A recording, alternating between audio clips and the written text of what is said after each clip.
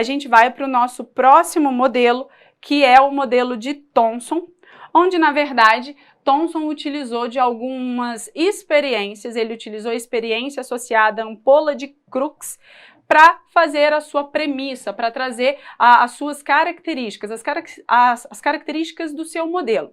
Na verdade, Thomson utilizou nesse experimento de William Crookes, que consiste de um tubo de vidro, como vocês estão observando, aí podem observar aí na imagem, esse tubo de vidro ele foi preenchido com gás submetido a baixa pressão e aplicado um potencial elétrico, sendo que ao aplicar um potencial elétrico, voltagens elevadas, esses gases passaram a conduzir eletricidade.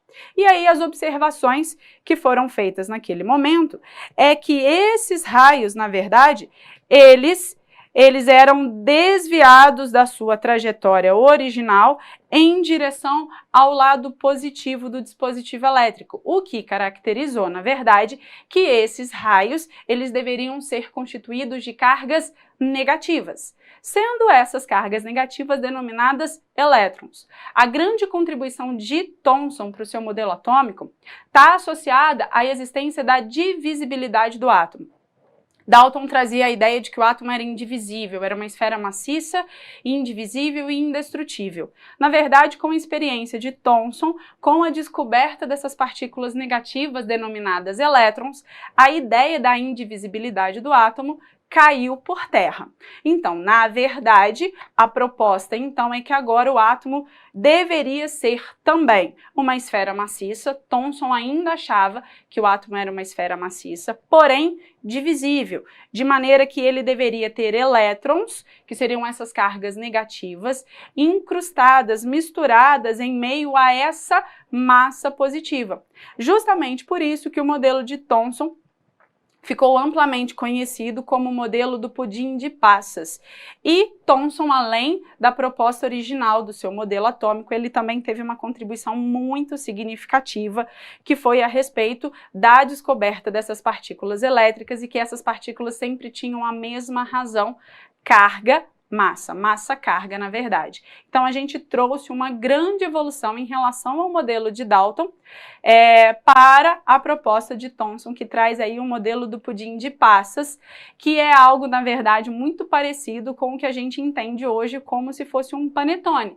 Panetone, você tem aquela massa branca, cheio de frutas cristalizadas, misturadas em meio àquela massa. E, na verdade, seria essa um pouco da ideia que a gente teria para o modelo atômico, uma vez que os elétrons estariam incrustados em meio a essa massa positiva. Então, a gente já trouxe uma grande evolução para esse modelo atômico. Thomson já trouxe boas contribuições comparadas ao modelo de Dalton.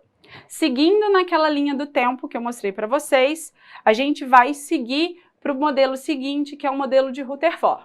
Só que antes de falar do modelo de Rutherford, a gente precisa também fazer uma pausa, de maneira que já em 1910, já chegando em 1900, por aí, a radioatividade já era um assunto que estava muito em evidência, com a descoberta de partículas alfa, partícula beta, radiação gama, e com a descoberta de que alguns elementos emitiam naturalmente, espontaneamente, radiação na forma de radiação gama ou ainda partículas alfa e beta.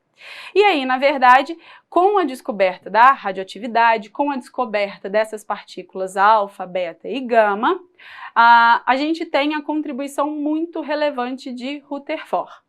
Na verdade, Rutherford ele trouxe uma proposta para o seu modelo atômico que consistia em utilizar uma lâmina de ouro, porque, na verdade, Rutherford tinha uma grande dúvida em relação ao modelo atômico. A dúvida de Rutherford seria se o átomo era, de fato, totalmente maciço, como Dalton e Thomson imaginavam, ou se esse átomo deveria ser cheio de espaços vazios. E aí, na verdade, ele, juntamente com os seus alunos, com alguns estudantes, eles propuseram um modelo experimental para conseguir comprovar, de fato, se o átomo seria maciço ou oco, cheio de espaços vazios. E aí, na verdade, vocês estão vendo aí na tela como que seria essa experiência de Rutherford. Consiste em uma lâmina de ouro. Essa lâmina de ouro, ela foi bombardeada por partículas alfa. Como eu falei para vocês no início da proposta do modelo de Rutherford, no modelo de Rutherford a gente traz a ideia de que ele já conhecia, já sabia que alguns elementos liberavam radiação, liberavam partículas de maneira natural, de maneira espontânea, como vocês estão observando aí. Sendo assim, ele sabia que o elemento polônio, por exemplo, emitia radiação alfa e que essa radiação alfa, ela era uma radiação de carga positiva. Essa radiação alfa de carga positiva, ela foi liberada de maneira que ela colidiu, ela chegou e entrou em contato com a lâmina de ouro e Rutherford, na verdade, observou alguns pontos importantes. O que ele observou de fato? Ele observou, na verdade, que a maior parte dessas partículas alfa passavam pela lâmina sem sofrer desvios da sua trajetória. Com isso, Rutherford concluiu que o átomo não deveria ser cheio de espaços vazios como Dalton e Thomson imaginavam. Então, isso já foi uma grande evolução em relação aos modelos atômicos. Outra contribuição, outra observação, na verdade, que ele conseguiu denotar foi que, como a maior parte da radiação passava, uma certa quantidade de partículas alfa também atravessavam a lâmina, porém sofriam desvios da sua trajetória.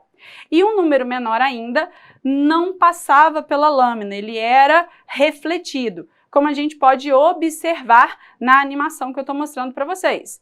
A maior parte das partículas alfa atravessavam a lâmina sem sofrer desvios, denotando que o átomo era, de fato, cheio de espaços vazios.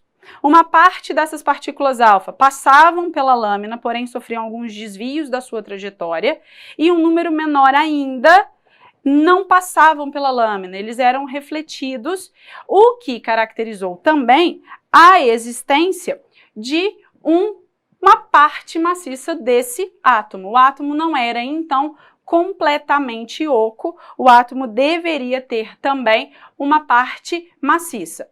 Só que como a quantidade de partículas alfa que não passaram pela lâmina era uma quantidade muito baixa, muito pequena, Rutherford conseguiu concluir que, na verdade, essa parte maciça do átomo deveria ser muito pequenininha e que ela também deveria ter carga positiva, justamente porque ela foi capaz de desviar a partícula alfa, que sabidamente era de carga positiva. Então, na verdade, a lógica do modelo de Rutherford tinha sido formado. Para ele, o átomo não era totalmente maciço, como Dalton e Thomson imaginavam, o que já foi uma grande evolução nessa proposta. Só que, como uma pequena parte dessas partículas alfa eram refletidas, elas não passavam pela lâmina de ouro, ele concluiu que deveria ter uma parte maciça no átomo. E que essa parte, que ele passou a denominar núcleo, ela era muito pequena em relação ao tamanho total do átomo, e essa parte maciça e pequena, ela também tinha carga positiva. Por que ele concluiu que ela tinha carga positiva? A gente viu no slide anterior que uma parte da radiação passou, mas sofreu desvios da sua trajetória, não seguiu de maneira retilínea até o anteparo. Esse desvio foi causado justamente pela repulsão do núcleo com essas partículas de carga positiva. Então foi aí que Rutherford concluiu que o núcleo era positivo, justamente porque cargas iguais se repelem. Além disso, os elétrons, que eles já sabiam que constituíam um átomo que fazia parte desse modelo, de acordo com a proposta de Rutherford, esses elétrons deveriam estar girando ao redor do núcleo, e ele fez uma analogia, ele fez uma comparação. Ele, na verdade, comparou o seu modelo com os planetas no sistema solar, tanto que o modelo de Rutherford é conhecido como modelo planetário, ou ainda modelo do sistema solar, porque para ele os elétrons estariam girando ao redor do núcleo em órbitas semelhantes ou com a mesma ideia que os planetas giram ao redor do Sol. Então, a proposta de Rutherford era que, de fato, o átomo então deveria ser constituído de um núcleo maciço, pequeno, positivo, e que os elétrons deveriam estar girando ao redor desse núcleo, como a gente pode observar no desenho clássico do átomo. Toda vez que a gente pensa numa estrutura, num desenho clássico do átomo, vem a proposta de Rutherford à nossa frente. Só que o modelo de Rutherford tinha uma limitação. Na verdade, tinha duas limitações muito interessantes. A primeira limitação do modelo de Rutherford era explicar a estabilidade do átomo. E aí, na verdade, o modelo de Rutherford, ele sofreu duas melhorias seguintes em anos posteriores. Uma delas foi quando Chadwick descobriu que no núcleo do átomo não existiam apenas prótons, também existiam os nêutrons, que são partículas maciças, só que sem cargas. Então, a descoberta dos nêutrons ajuda a explicar a estabilidade do núcleo, uma vez que se eu pensasse no núcleo só com cargas positivas, poderia pensar numa repulsão dessas cargas. A existência dos nêutrons explica a estabilidade desse núcleo, então. A outra limitação do modelo de Rutherford, ela foi, na verdade, explicada e justificada por Niels Bohr alguns anos depois, em que, na verdade, a proposta de Rutherford pensava e trabalhava com a física clássica, a física baseada nas leis de Newton, as leis que explicam corpos macroscópicos. A ideia baseada nessa física clássica é que todo corpo em movimento, ele tende a perder energia. Só que se isso acontecesse, se os elétrons que estão em movimento ao redor do núcleo, de acordo com o modelo de Rutherford, se eles de fato perdessem essa energia, esses elétrons acabariam colidindo com o núcleo. Uma vez que o núcleo é positivo, elétrons têm carga negativa, e essa colisão, na verdade, faria com que o átomo entrasse em colapso e ele não existisse. Fato que todos os cientistas sabiam que não acontecia. Entretanto, Rutherford tinha a limitação porque ele só pensava nesse caso de acordo com as leis da física clássica. E, neste caso, a física clássica não explica o comportamento de corpos nível atômico.